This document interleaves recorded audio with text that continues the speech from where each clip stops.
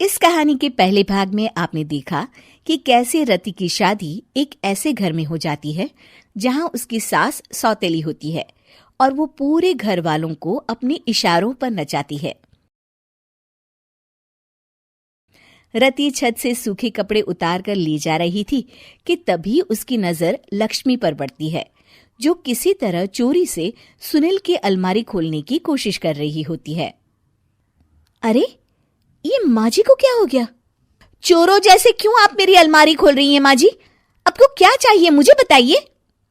अरे वाह, क्या चाहिए मुझे बताइए। अरे मैं इस घर की मालकिन हूँ, पूरा घर मेरे इशारों पर नाचता है और तुम्हें बताऊं कि मुझे क्या चाहिए? हट यहाँ से। और वो उसे जोर से धक्का देती है। जैसे ही लक्ष्मी रति को धक्का देती है, उसके सर पर चोट लग जाती है और वो बेहोश होकर गिर जाती है। रति के आसपास पूरा परिवार खड़ा रहता है। डॉक्टर जैसे ही उसे देखकर जाता है, रति को होश आता है। अरे बेटा, तुम दूर क्यों खड़े हो? मेरे पास आओ, मैं तुम्हारी माँ हूँ, कमला। रति के मुंह से लक्ष्मी सारंग की माँ का नाम सुनती है तो हैरान सी रह जाती है। क्या बोला रति बहू? चुप कर डायन, तूने मेरे पति और बेटे का हाल बेहाल कर दिया। अब तू मेरी बहू को भी गुलाम बनाना चाहती है? रुक, अभी मजा चखाती हूँ। ये कहकर जैसे उसे पकड़ने की कोशिश करती है, लक्ष्मी वहां से भाग जाती है। लक्ष्मी के जाने के बाद रति अपने ससुर और पति की तरफ देखकर मुस्कुरा देती है। दोनों समझ जाते हैं कि ये रति की चाल है। अगली सुबह लक्ष्मी का पति खाना लेकर खेत में जाने के लिए निकल ही रहा होता है कि लक्ष्मी उसे रोक देती है। अरे कहाँ चल दिए खाना लेकर? आज घर का काम कौन करेगा? तभी पीछे से रति आ जाती है और जोर से चिल्लाती है। कौन इनको काम पर जाने से रोक रहा है? मैं अभी उसे मजा चखाती हूँ। जैसे ही रति लक्ष्मी की तरफ बढ़ती है, लक्ष्मी घबरा जाती है। मैं तो मजाक कर रही थी बहन। आखिर मैं कौन होती हूँ रोकने वाली? मैं तो बस ये पूछ रही थी कि घर का काम कौन करेगा? कौन क्या? तू करेगी। चल उठा झाड़ू और शुरू हो जा।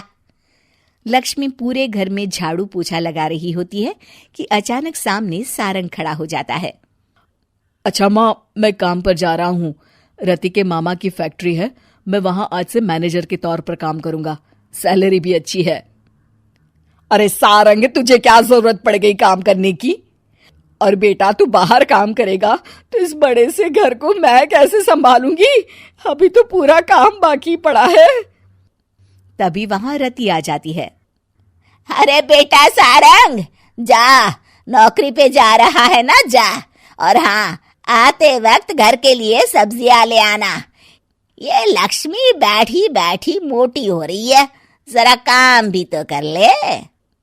सारंग के जाने के बाद, अच्छा लक्ष्मी, सुन जरा यहाँ। लक्ष्मी अपनी बहू रति को सारंग की पहली माँ जो मर गई है वो समझकर उसके पास जाती है। अरे बहन, ऐसा क्या हो गया जो तुम्हें वापस आना पड़ा? मैं तो बड़े ही प्यार से इस परिवार को चला रही थी। प्यार से तो मैं बहुत साल से तुझे मजा चखाना चाहती थी, लेकिन किसी औरत का शरीर मुझे नहीं मिल रहा था प्रवेश करने के लिए। अब से ना मैं बहू के शरीर में रहूंगी। और हाँ, तूने कोई भी चालाकी दिखाई या मेरे घर के लोगों को परेशान करने की कोशिश की तो तेरा गला दबा दूंगी। लक्ष्मी रति के मुंह से ये सुनकर डर जाती है और शाम को अपने बेटे और पति के सामने जाकर कहती है, तुम दोनों मुझे माफ कर दो। मैं अब तुम दोनों को कभी परेशान नहीं करूंगी। और बहू, तुम मेरी बेटी की तरह हो, बस अब बेटी की तरह ही बनकर रहना।